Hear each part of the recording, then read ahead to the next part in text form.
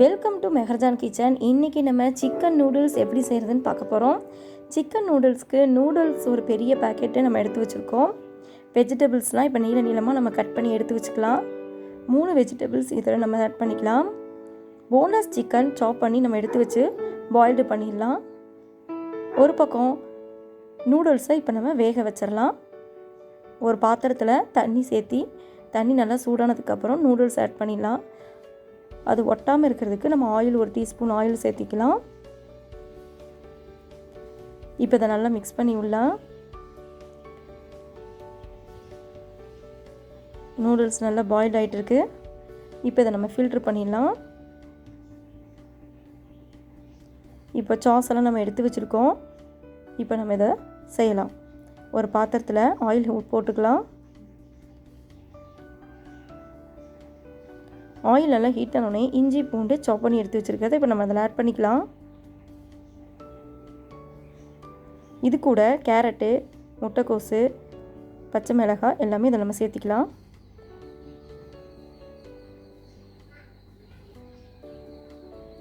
குடமிளகாய், முட்டைக்கோஸ் இப்போ இது எல்லாத்தையும் நல்லா மிக்ஸ் பண்ணி விட்டுக்கலாம். எல்லாமே நீளமாக சாப் பண்ணி எடுத்து வச்சுருக்கோம். அதையெல்லாம் இப்போ நல்லா சேர்த்திக்கலாம். சேர்த்து நல்லா மிக்ஸ் பண்ணி விடலாம்.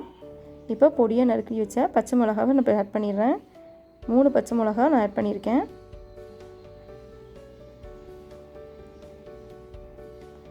இப்போது இதுக்கேற்ற உப்பை நம்ம சேர்த்து கிளறி விடலாம்.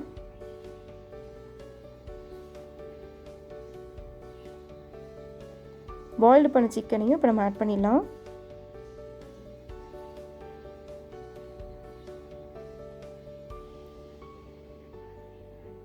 நல்லா மிக்ஸ் பண்ணி விட்டாச்சு.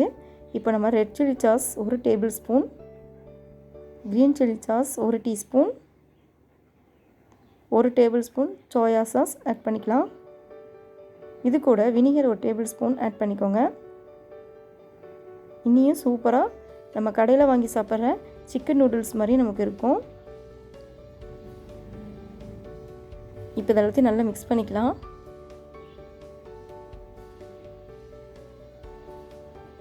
நூடுல்ஸ் பேக்கெட்லேயே நம்மளுக்கு மசாலா கொடுத்துருப்பாங்க. நான் இப்போ அந்த மசாலாவை நான் சேர்த்திக்கிறேன். அந்த மசாலா இல்லாதது நீங்கள் மிளகாய் தூளும் கரம் மசாலா தூளும் சேர்த்திக்கலாம்.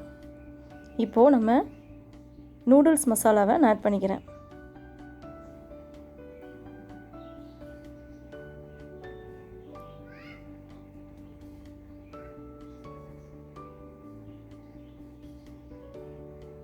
இப்போ நல்லா மிக்ஸ் பண்ணி விட்டுடலாம். பாருங்கள், காய்களும் நல்லா வெந்துருச்சு. இப்போ நம்ம வேக வச்ச நூடுல்ஸை ஆட் பண்ணிடலாம்.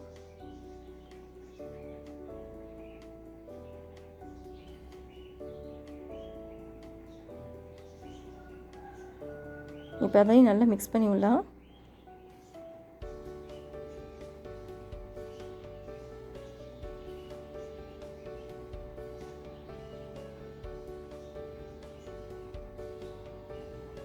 நல்லா மிக்ஸ் பண்ணியாச்சு.